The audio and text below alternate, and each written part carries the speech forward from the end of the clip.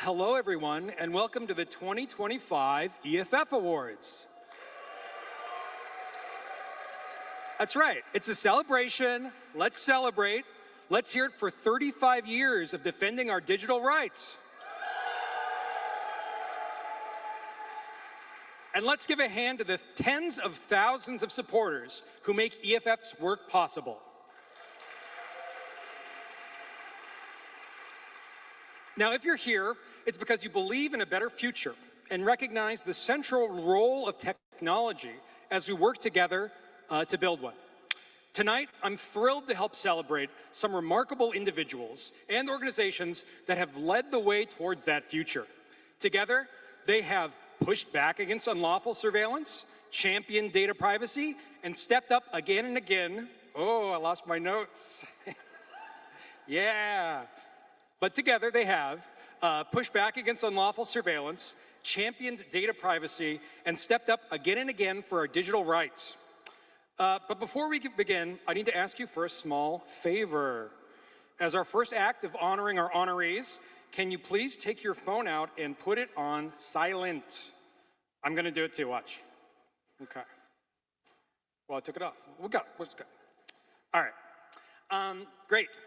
We also want to ensure that you enjoy this evening comfortably and safely. That's why we have event guidelines and our code of conduct. Both of those can be found at eff.org/event expectations. If you have any questions or if you need any assistance, we have designated event monitors. Event monitors, can you please stand up and raise your hands? There we go. So if you have any needs, just flag one of them, or really any EFF staffer. We're all hopelessly dedicated to helping people.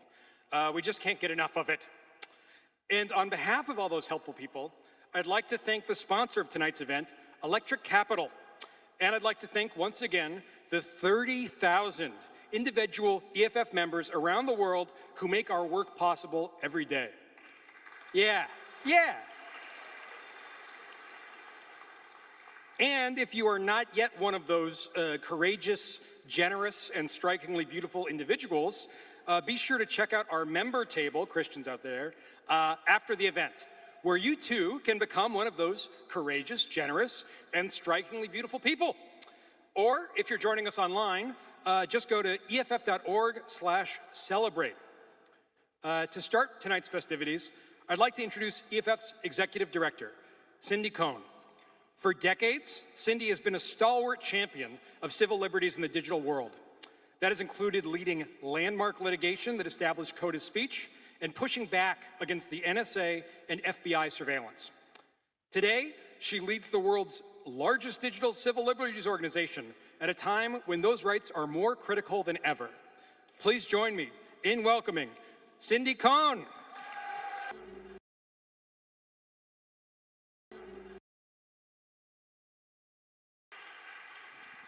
Oh, this is so great. Thank you, Hudson, and good evening, everyone. I am Cindy Cohn, and I'm proudly the Executive Director of the Electronic Frontier Foundation. Thank you for joining me tonight in lifting up our awardees, Just Futures Law, Erie Meyer, and the Software Freedom Law Center, India. Tonight, I want us all to applaud their years of dedication to the rights and freedoms of ordinary people online. These outstanding folks have fought for the rights of immigrant communities, stood against the ravaging of private data held by the US government, and utilized their expert knowledge in the service of millions of technology's users. Let's give them a round of applause.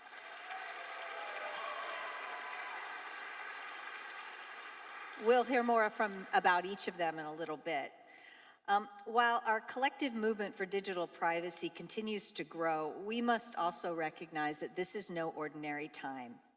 We felt the growing weight of authoritarian forces who are increasingly using technology as part of their drive to consolidate power around the world and in the United States, blowing past time-honored boundaries that protect our ability to self-govern and to live under democracy and rule of law. EFF was built to try to make technology support freedom, justice, and innovation But increasingly, we are seeing technology marshaled against those very values, especially in ways that target the already marginalized among us. We must stand up and fight back together. Thank you. This year's EFF Award winners join a pantheon of past honorees and communities in the digital freedom space who have bravely said no to the most brazen actions of governments and corporations against the people. These honorees are inspirations to all of us, and if we are to see a brighter day, then they are already pointing the way. And truthfully, EFF was made for this moment too. We are 35 years in and a seasoned team. The times may be dark, but we are ready, and we were built to blow open the gates for hackers, digital creators, users, journalists, and dissidents, while beating back the forces that seek to exploit and suppress us all.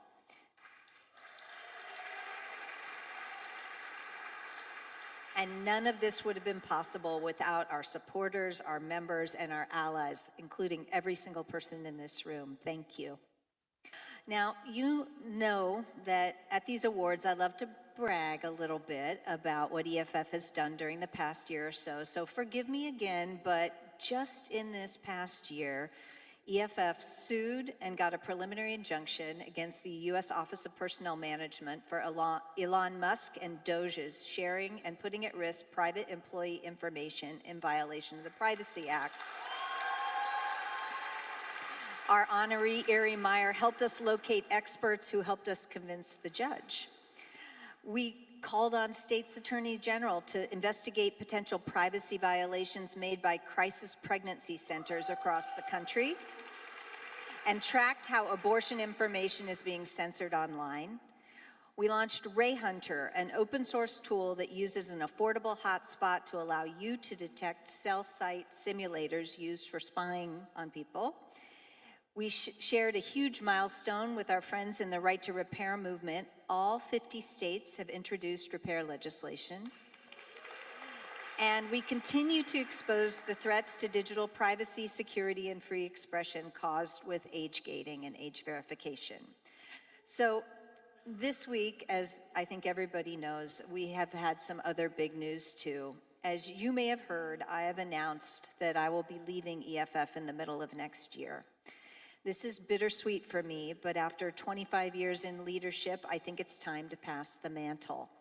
So this is my last time getting to stand up in front of you at the EFF Awards as EFF's executive director. But, thank you.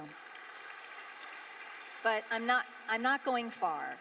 There's a long-running joke at EFF that, you can check out anytime you like, but you can never really leave. That's comforting to me, since my commitment to our mission has not faltered in the slightest. And looking in the audience right now, I see so many former EFF staffers, fellows, and interns who have taken the seeds of digital freedom out into the world from our organization and let crucial ideas blossom into action. We are strong when we are connected, and this community is an ever-growing force. I intend to be a part of it going forward. But next, I would like to welcome a special guest, EFF co-founder Mitch Kapor. Mitch is a true tech pioneer, having designed the Lotus 123 spreadsheet, and he's also a founding co-chair of the Mozilla Foundation. Mitch and his wife Frida invest in diverse workforces and inclusive cultures in tech with Kapor Capital. I'm also happy to call him a friend and a mentor. As a tribute to the value of diverse people and perspectives working together for good, Mitch has said, "Genius is evenly distributed by zip code, but opportunity is not." Please join me in welcoming Mitch Kapor.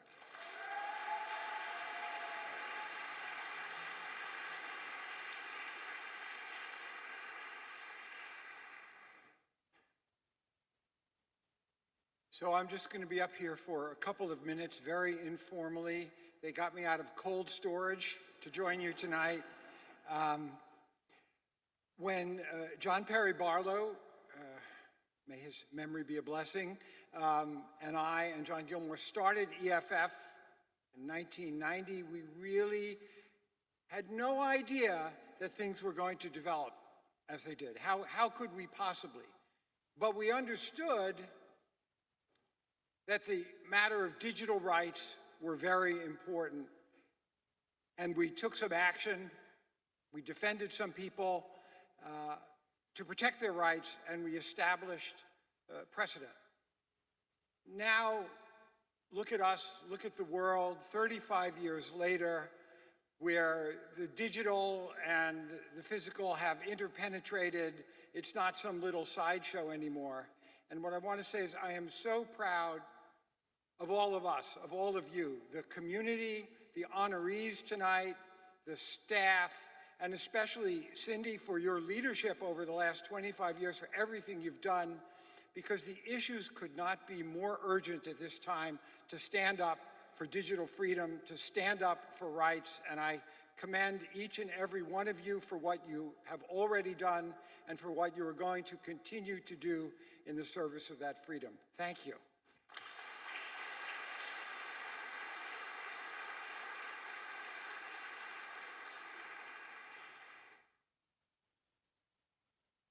Thanks so much, Mitch. Well said. I think we all know exactly how crucial, how critical this little box has come to all of our lives. So to present our first award for the evening, I'd like to introduce EFF's Civil Liberties Director, David Green. Now, you may know David as a distinguished litigator of First Amendment issues or as a leading advocate of free expression. As EFF's press liaison, however, what I appreciate about David is how regularly he exercises those First Amendment rights. Some might even say eagerly, speaking out against age verification laws and other threats to freedom online. Please join me in welcoming David Green.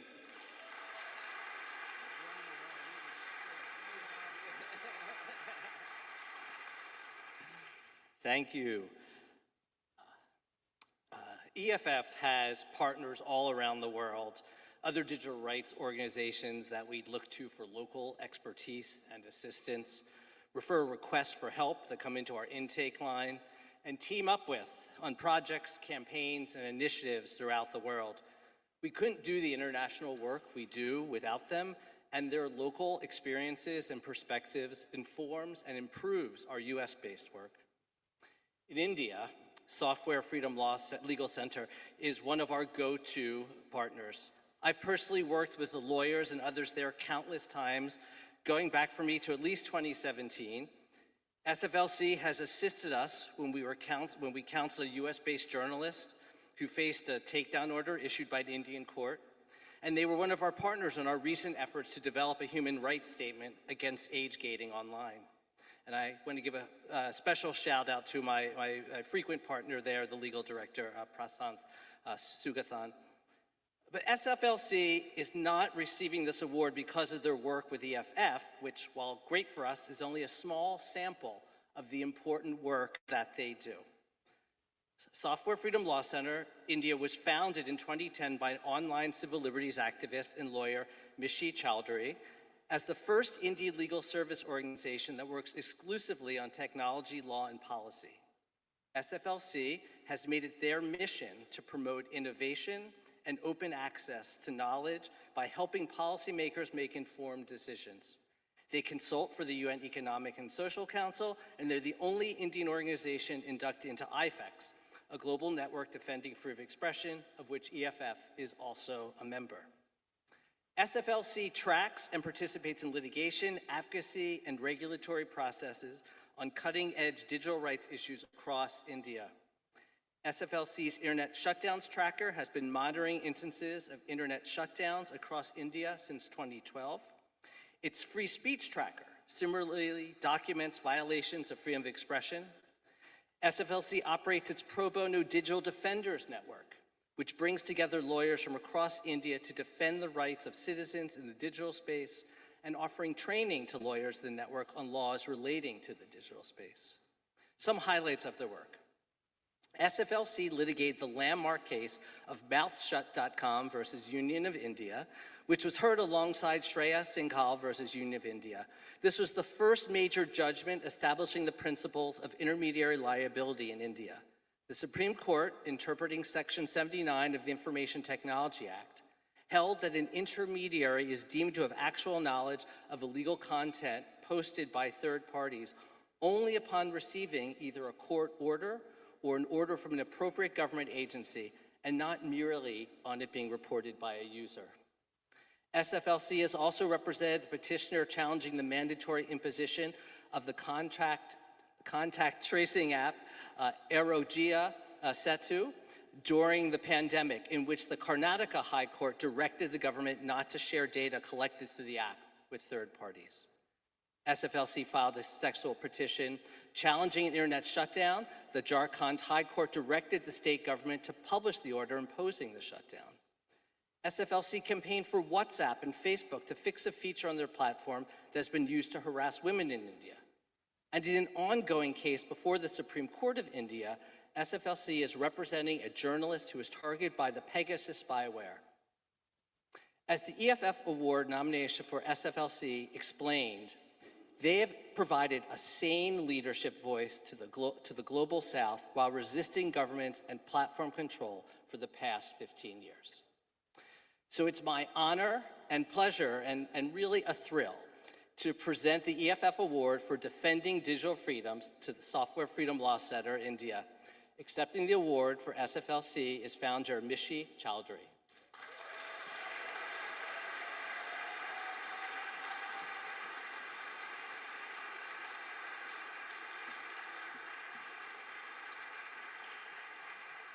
Good evening, everyone.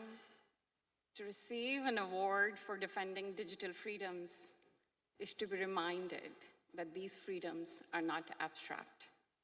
They're fought for every day by people, by organizations, and by movements.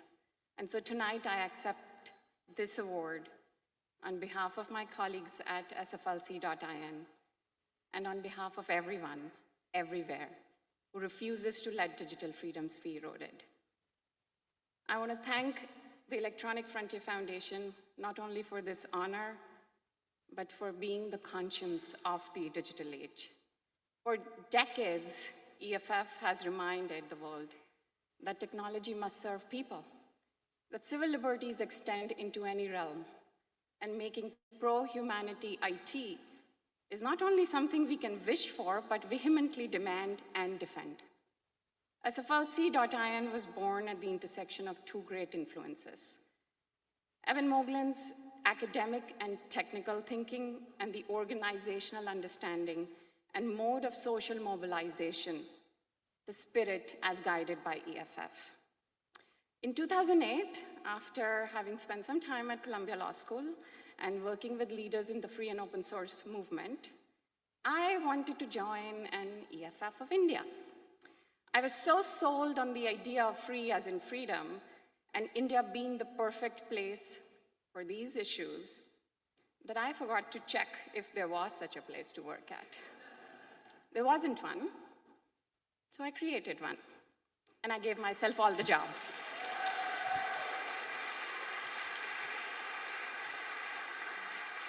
I became the executive director, the legal director, the chief dishwasher. This award belongs to SFLC.in's ever-expanding team, our young lawyers and technologists, activists and journalists, Mamta, Prashant, Rudhun, our board members, supporters, and volunteers. When we began, the idea that India needed a strong legal defense of its digital freedoms was seen as niche. Today, it is still niche, but at least a hotter, always in demand, and a slightly bigger one. And I could not have asked for braver, sharper, and more patient colleagues in this fight. We all at SFLC.in accept this award at a time when freedoms of all kinds are under siege everywhere. Free expression is criminalized, surveillance is omnipresent and expanding. Electoral democracies have begun to treat citizens as problems to be managed instead of voices to be heard. I have always believed that 21st century has 4 corners. The first corner is where we are, here, America, where data miners are scraping the entirety of human race and producing what they're very pleased to call artificial intelligence. China, where technologically assisted despotism is not just a future possibility, but fully functioning. Europe, where regulators are seeking to become the largest exporter of guardrails in the world, although they don't produce any steel. The fourth corner, my India, where everything happens first. Complete blanket internet shutdowns, 876 counting. Online harassment leading to offline violence of people who have anything to say. Weaponization of social media by political parties, where the pressure of social development through technology meets unbridled crony capitalism, producing all the problems at light speed. As our Indian culture transformed from isolation and deprivation to being tied deeply into every global phenomenon. But it still remains a country which wants to build for everyone, where smart, motivated people want to fight for the right to educate every brain on earth. And that's why what happens in India does not just stay in India, it shapes the trajectory of the human race. That is why SFLC.in exists, to show that rights can be defended and that defending them changes the future. When we fought the Section 66A and struck it down, it was not just a case. It was proof that millions of Indians had the right to speak online without fear. When young girls were deprived of access to internet in college dormitories, the case led to Kerala, God's own country, recognizing that access to internet is a fundamental right. When we defended net neutrality, it wasn't just about megabytes and free basics. It was about fairness, dignity, and equal opportunity. Each of these victories is more than a legal precedent. They are building blocks in an architecture of freedom, one that spans borders and inspires all of us to act. Of course, much of this work is less dramatic. Some days it means explaining to a judge why a meme is not a criminal evidence. A comedian asking tough questions to their government is exercising everyone's rights. Other days it means that a 600-page PDF will not load. Losing your beloved office because high rents and real estate developers are also united globally, that also is a reality. But those unglamorous battles matter, because when a bad law falls, when a community realizes it does have rights, when a precedent ripples across borders, those small acts of persistence become the foundation of freedom. This is not just about India. It is about the shape of the world. If India becomes more like China, the human race will lose its freedom. If India becomes more like Europe, we may drown in endless regulations while others will capture all the value. But if India embraces sharing, privacy, and people's control of their own lives and technology, the world's largest society will tilt the balance towards freedom. SFLC.in was made to affect that outcome, and we are trying. Later this century, there will be a fifth corner of the world, Africa. Yes, the entire continent. Immense population, immense brains, immense need, rapid modernization, which only India in the 21st century can show any precedents for. What happens in India will directly determine what will happen in Africa, which means that the choices we defend today will shape not just one country, but the future of entire continents. That is why defending digital freedoms is a global movement. Lawyers in Delhi, journalists in DC, coders in Berlin, activists in Nairobi, students in Bangladesh or Kathmandu or South Africa. We are not isolated fighters. We are one global community. Our struggles are shared, so are our victories. When surveillance wins in one country, it spreads. When speech is silenced in one region, it echoes elsewhere. When we fight and when we win, we light a path for others to follow. So thank you, EFF, for this recognition. I do not see this award as a medal for past work. I see it as fuel for the battles ahead. Defending digital freedoms means standing where the rules are being written, before technology writes all the facts on the ground, and making sure they are written with freedom and dignity at their core. That is the work of SFLC.in. That is the work of this community. That is the work of a global movement. And even in difficult times, in India, in Nepal, here in the United States, the ideals and ideas of freedom are not gone. They may be in shadow for now, but they remain. America must remain the greatest possibility, our greatest aspiration, hope where the First Amendment exists and open source remains. India must remain the decisive experiment that affirms freedom. And together, we must ensure that freedom is not a fad, not a feature, but a fact of human life. This is what this award affirms. And that is the work we will continue together across every border. Thank you.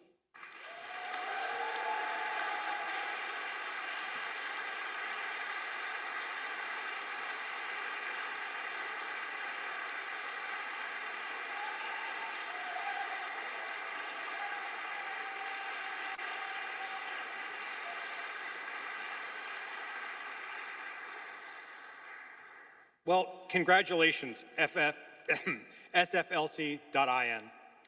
To present the next EFF Award, I'd like to introduce EFF Staff Attorney Mario Trujillo. As a member of EFF's Civil Liberties team, Mario focuses on Fourth Amendment and privacy rights, defending those rights in court and advocating for greater protections of our data. Please welcome Mario to the stage.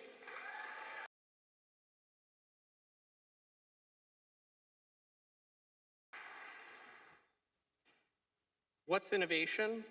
What's modernization? What's efficiency? Inside EFF, those terms mean making sure technology works for people to support freedom and justice. Erie Meyer is cut from the same cloth. To her, those terms mean working to make technology serve the American people more fairly and securely. It means helping veterans and students apply for online government assistance. It means making sure seniors don't get stuck in doom loops when trying to talk to a human in customer service.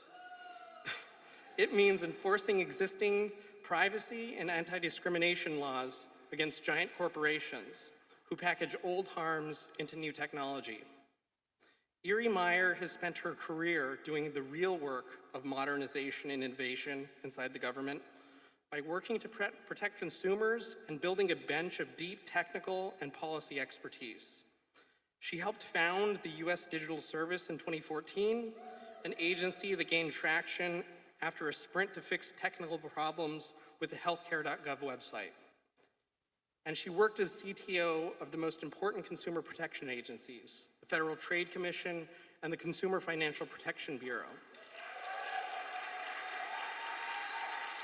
But what's happening inside the federal government today is not innovation, modernization, or efficiency. As Meyer says, it's chaos, it's a heist, it's burning down the house. After leaving government, Meyer is working publicly and behind the scenes to fix it. She's testified in Congress about the damage, and she's acted as an expert in court numerous times. But most importantly, she's become a secret weapon to support lawsuits against DOJ and other government agencies that are trying to consolidate millions of Americans' personal records without regard for privacy or security. Given Meyer's vast network, she's become the go-between for the lawyers like us running these lawsuits and former government tech workers who can explain how damaged things have become and how to fix it. She's personally helped my work, and she's helped you, even if you don't know her. It's my honor to present the EFF Award for Protecting Americans' Privacy to Erie Meyer.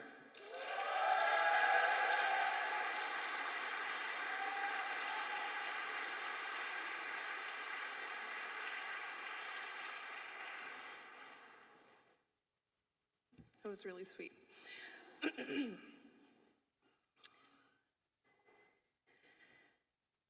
Late on the night of Wednesday, February 26th, my mom asked if I was pranking her. A credit on delivery pizza with my name on it had just been delivered to her house in Ohio. She told me she ended up paying for it because she felt bad for the delivery driver. Driving pizza is tough.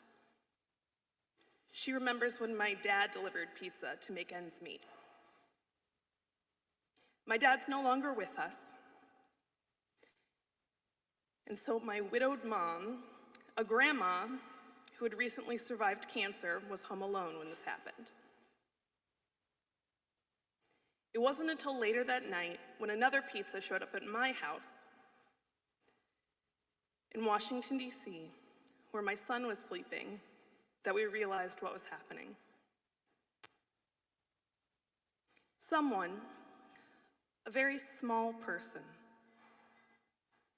was mad that I was submitting testimony about what was happening to our data. They wanted me and my family to be scared and to stop. To quote my mom's response when we finally figured this out, "Oh, hell no."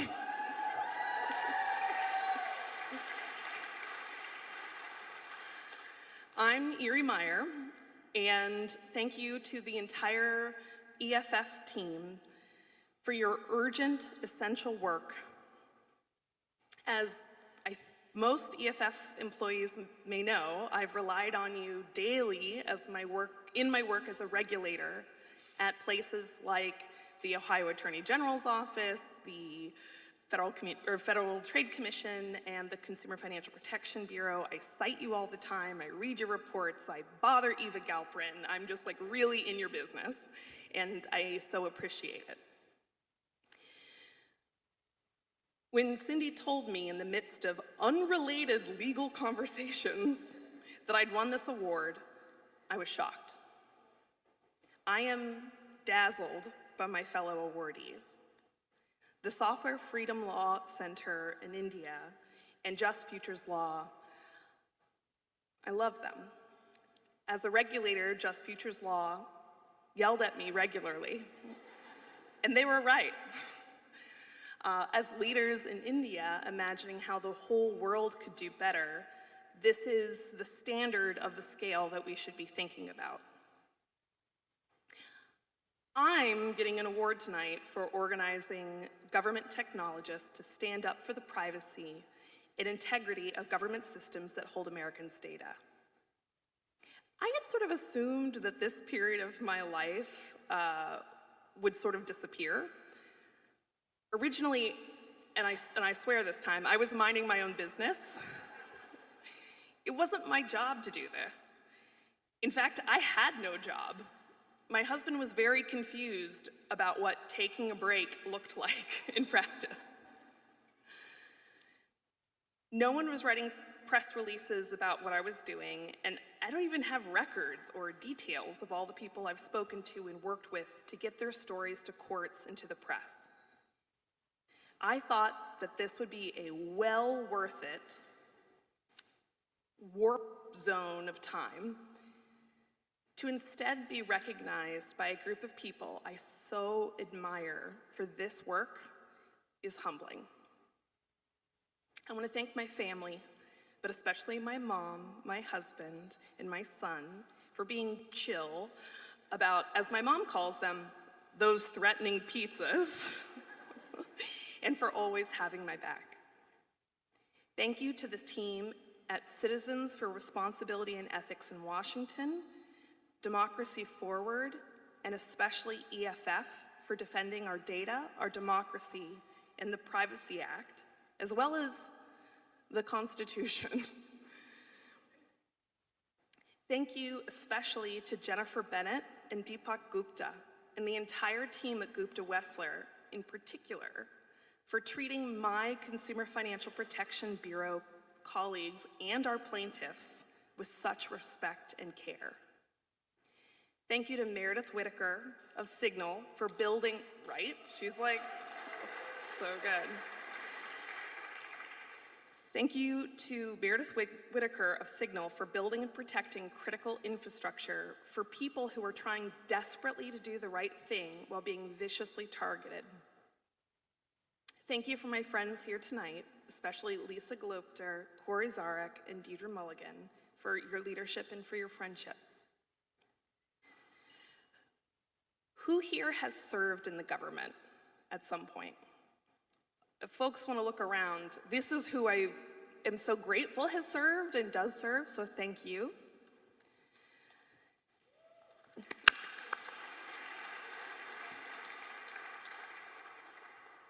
And so about those government technologists I've been helping organize, thank you to them. You took my calls. You trusted me. And more importantly, you trusted your own gut, and you did the right thing. Thank you to the leaders who never thought they'd be in a position of helping sue their own agencies, but stepped up to tell the truth and fight back. I want to specifically name Rebecca Piazza, formerly of the US Department of Agriculture, Ann Lewis, former commissioner of the Tech Transformation Service at the General Services Administration, David Nesting, former Deputy Chief Information Officer at the Office of Personnel Management, Marcela Escobar Alava and Chuck Borges, the respective former Chief Information Officer and Chief Data Officer of the Social Security Administration, and so many more.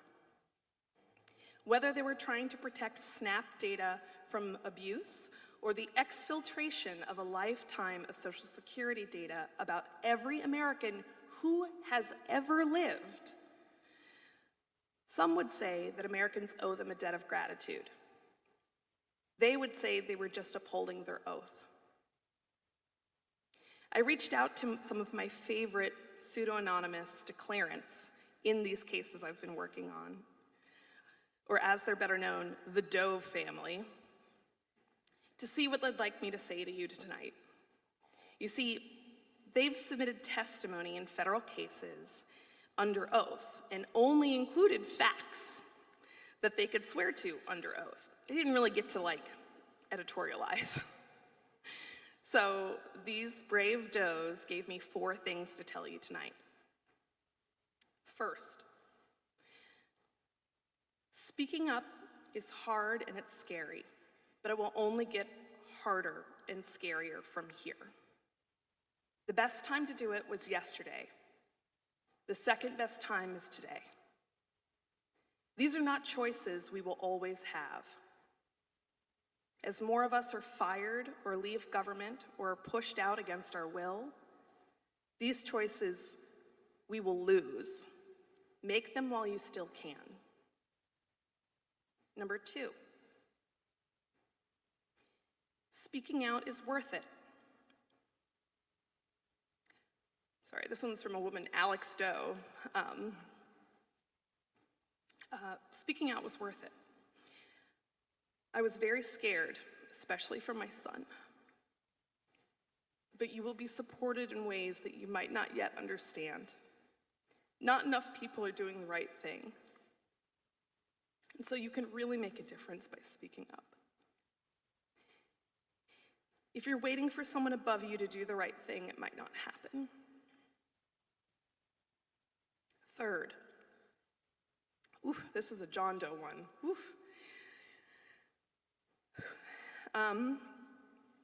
The unaccompanied minor database at HHS has some of the most vulnerable people in the entire United States within it. DOJ accessing their data put those kids in jeopardy for no reason. It was a fishing expedition. If I could protect those kids, it was worth it. And fuck those guys. That was the kids.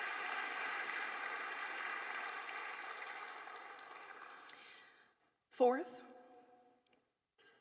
don't let these horrific abuses shrink us for our ambition in helping people. We have to double down. My biggest fear is that we're going to recoil and make our mission smaller.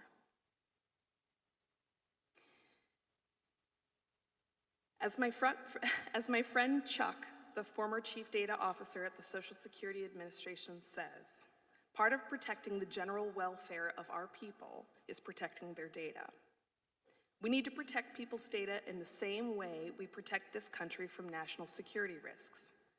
What's happening right now is like all the data breaches in history rolled all into one. Trust me, bro, is not a way to handle 550 million Americans' data. And again, as my mother would say, oh, hell no. Thank you.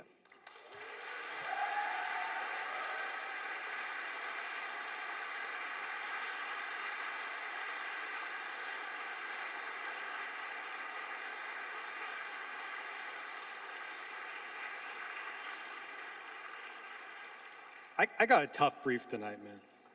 Congratulations, Erie. To present our final award of the evening, I'd like to introduce Jennifer Lynch, EFF's General Counsel. Jennifer previously served as EFF's first surveillance litigation director, leading our work challenging government misuse of technologies like automated license plate readers, facial recognition, and forensic genealogy. Please welcome Jennifer.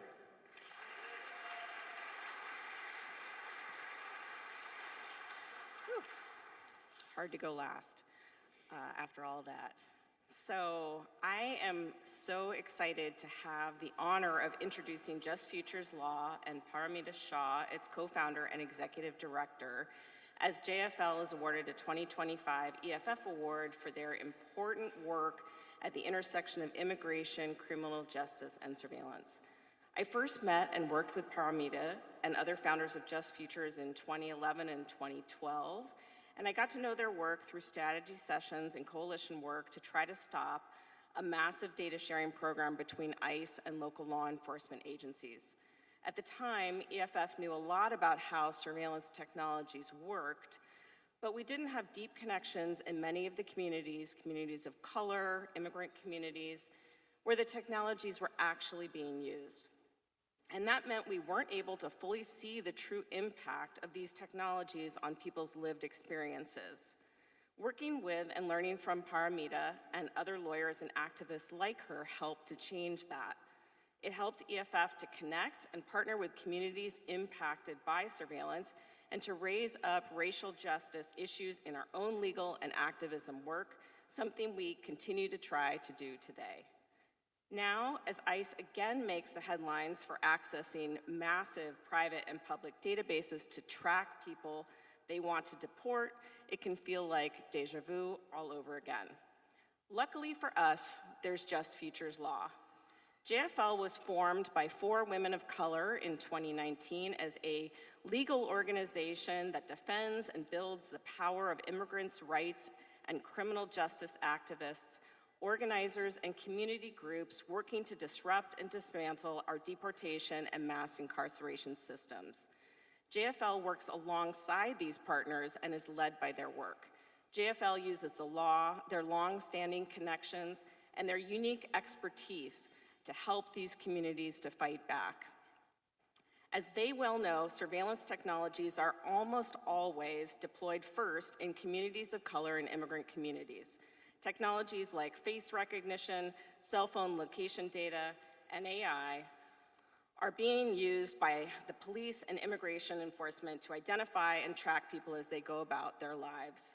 These technologies supercharge arrests, enable mass criminalization, and reduce privacy for all of us, but especially for communities that may have the least resources to fight back. In just a few years, JFL has emerged as a leader on small size, they are a mighty team. Here is just a handful of examples of their important work.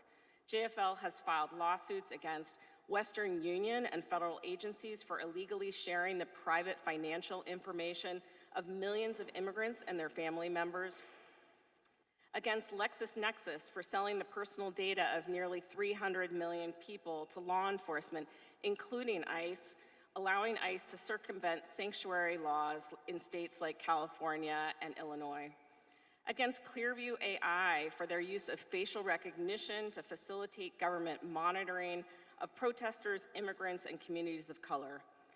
And JFL has also filed many FOIA lawsuits, like its case against DHS, USCIS, and ICE, seeking to compel them to release records on their use of AI and other algorithms. Apart from litigation, JFL serves as a respected voice in policy and media on issues involving immigration and surveillance. They produce reports, toolkits, and explainers on things like how face recognition programs across the country are being used to suppress political expression and free speech and to invade privacy.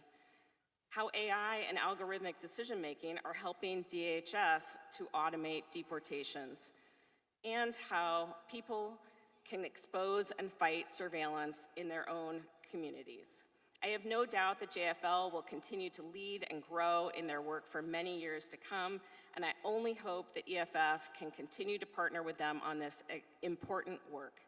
I am honored to present the 2025 EFF Award to Just Futures Law.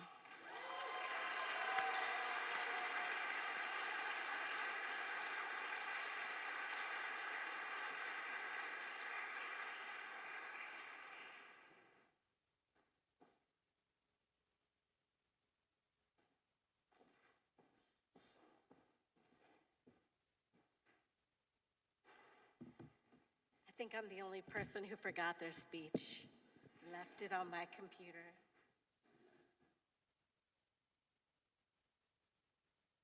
Well, I have to really start off with a whole bunch of thank yous. These generous words from Jennifer have been really lovely to hear, and we are absolutely tickled to get this award from an organization like EFF that we hold in such high esteem. Jennifer sits on our litigation advisory board, and without her and her involvement, I can't imagine maybe where some of our lawsuits would have gone. She's helped us grow our expertise, expand our networks, and a shout out to Syra, a shout out to Dave Maas, whose work we also have been watching and admiring for years. And then I guess to Erie Meyer. I have to say, one of the best badass advocates in the field, right? Someone who I think for organizers and people outside, you have really, really understood your role as someone who is accountable to the people. And we are so grateful for that. So thank you for taking our yelling, because we secretly love you, okay? And I know my brilliant colleagues, Julie Mao and Laura Rivera, have really, really valued your expertise and time. And also congratulations to the Software Freedom Law Center.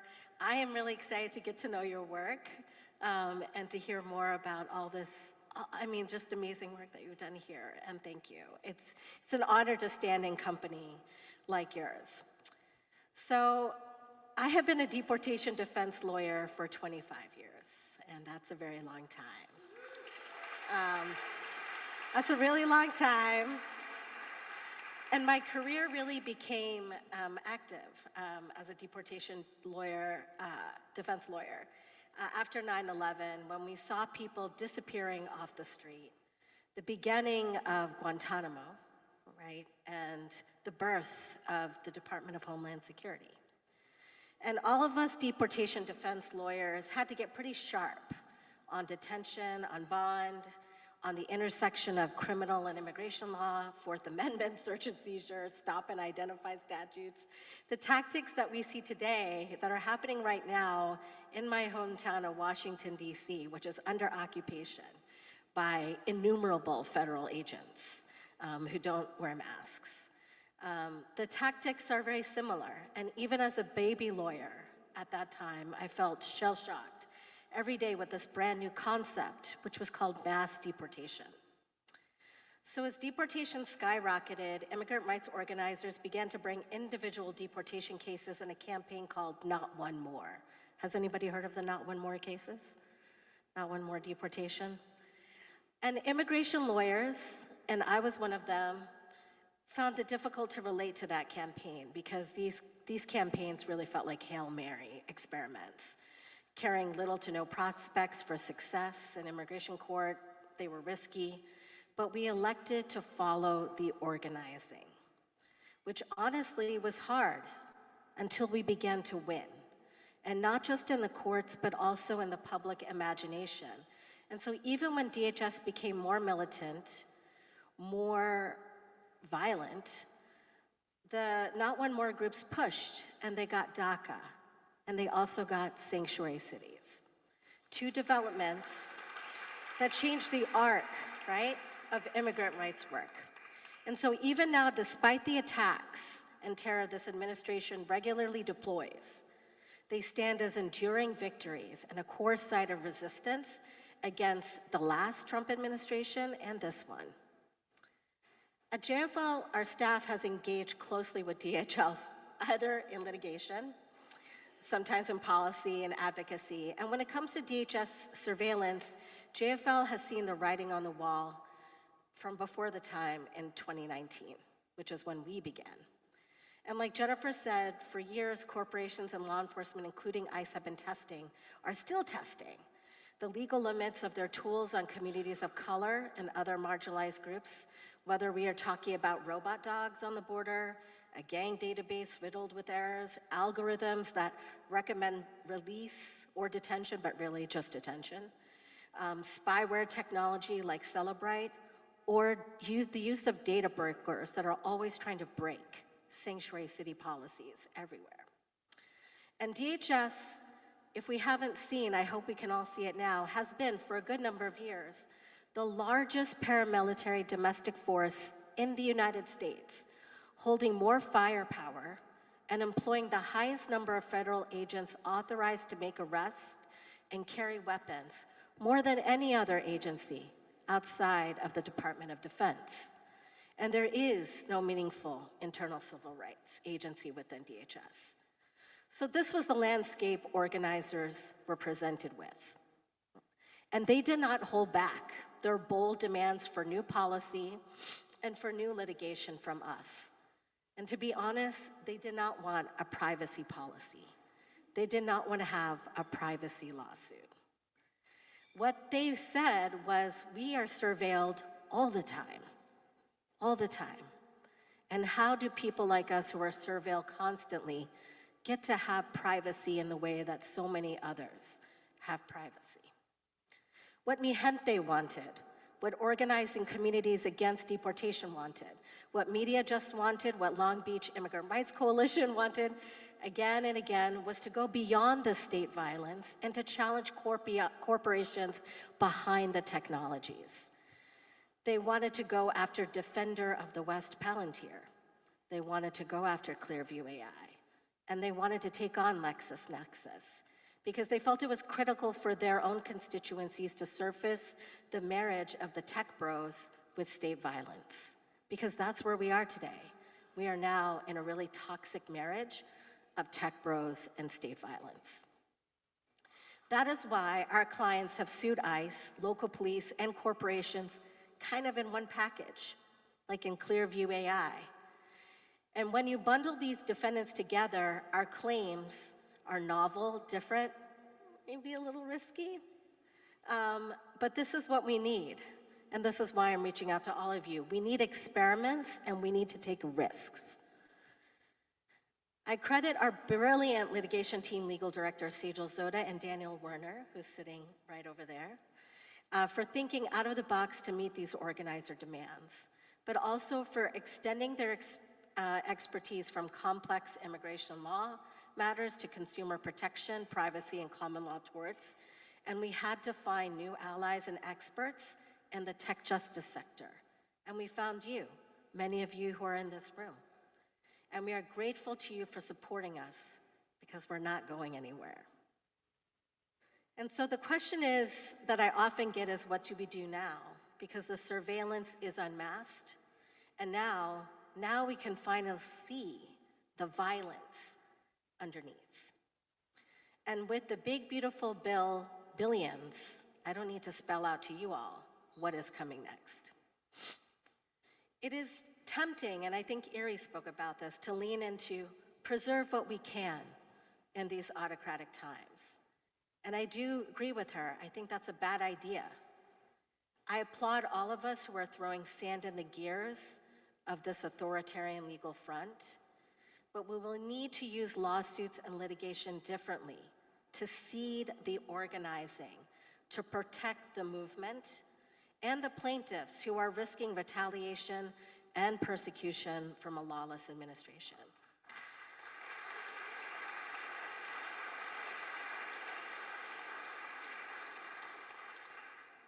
Last year, I asked one of our partners, maybe you know them, she used to work at Mi Gente, if we should shift away from litigation, given the anti-democratic challenges before us. And I definitely got a side eye, followed by a sympathetic, tolerant look, an expression if you work with organizers I often get as a litigator. And she said, look, you need to tell your people we need hard workers, because it's going to be hard work. We need lawyers to take brave action and have bold hearts. And we will need to find new theories and new ways for you and your people to help us fight in the courts. And so that is the brief. That is what we have to do. Work hard, try new things, work with organizing.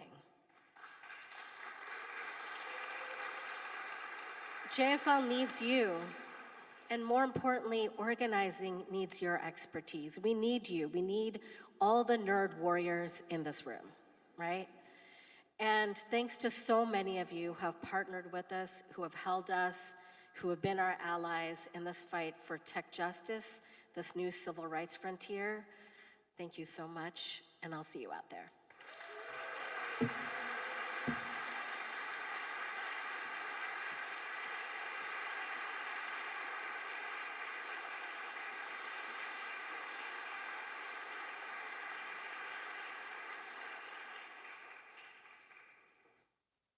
Well, folks, let's give it up again for tonight's honorees. Software Freedom Law Center, India, Erie Meyer, and Just Futures Law. That's good, yeah, up, up. Congratulations to each of you, and thank you so much for everything you do. So, two things. First one was, I came up here, I thought I was gonna cut it up, celebrate, but I did not totally anticipate the degree to which I would be moved by your speeches tonight. Thank you so much, our honorees. I just, sorrow, righteous fury, and hope, the whole package. It can be easy, this is the second thing. It can be easy to look around this world, see all the work there is to be done, and feel like, well, where do I start? I know I feel that way some days. Lately, I might even say many days. Well, tonight's remarkable honorees have rolled up their sleeves, put in that work, and are here tonight as living proof that, yes, you too, all of us, have the power to make a difference. Thank you so much.